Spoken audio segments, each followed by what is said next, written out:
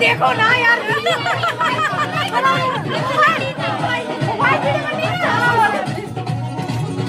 रोशनी video बना दो ना 50 लोग बना दो